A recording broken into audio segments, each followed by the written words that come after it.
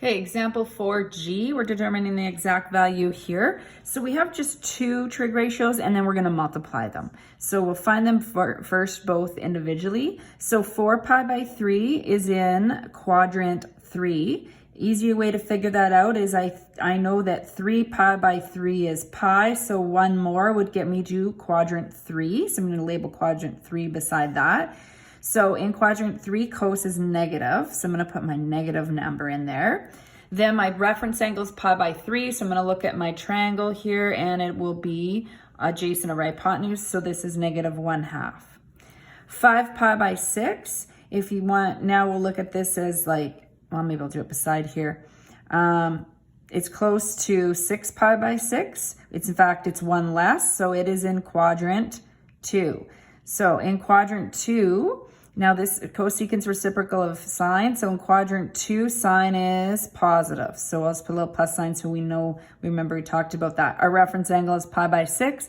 I go to pi by 6. So sine is 1/2, but I need the reciprocal. So the reciprocal of 1/2 is 2. So we got lucky evaluating this one. Negative 1/2 times 2, the 2's cancel. Your answer is -1. Let's look at h. Sine squared 5 pi by 4 plus, so we'll just add them after, cos 2 pi by 3. Now, typically the squared sign's written right here after the word. So that's how I would most likely write it. There is one question I saw in the book where they actually write this first and put it in brackets as squared. It's important that you don't have squared though right against the angle without brackets, as you'd be squaring the angle, which we would never come across that in our questions.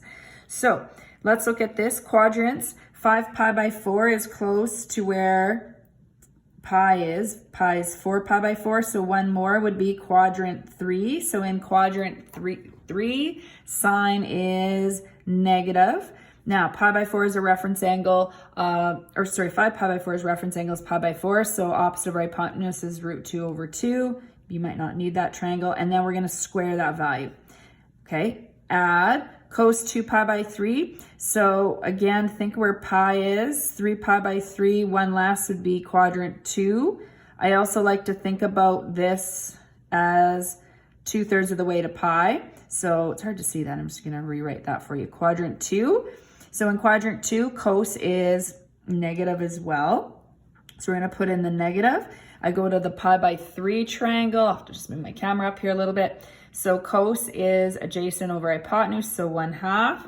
So we're going to get -1/2 and then squared. So squaring this, the negative sign clears off. It's important that it's there. So had you forgot the negative, you get the right final answer, but these are looked at individually. So you're going to get, squaring that, 2/4 plus squaring this, you're going to get 1/4. So get a common denominator. You have one already. So the answer is 3/4. Now over here, and you might want to write this out, so you might want to pause this video for a second to write this down in your notes as well. What's going to happen if you have maybe a little more complicated fraction? We had an easy one here. So let's say you have a radical in the bottom. To get a common denominator, what I would do is rationalize it, and then you're used to having getting common denominators without radicals. So I would multiply this by √3/3. So I had 1/√3 plus 1/2. Now I have √3/3 plus 1/2. So my common denominator is 6. So we're going to write 6 for both of them. So that means I would have times this by 2. So I have to times this by 2. I don't need to write that in. If I do write it in, I have to show that I'm multiplying both the denominator and the numerator. So more people usually, they just write it once usually and kind of forget that. So 2√3/6 times this by 3. So times this by 3. So you get 3/6.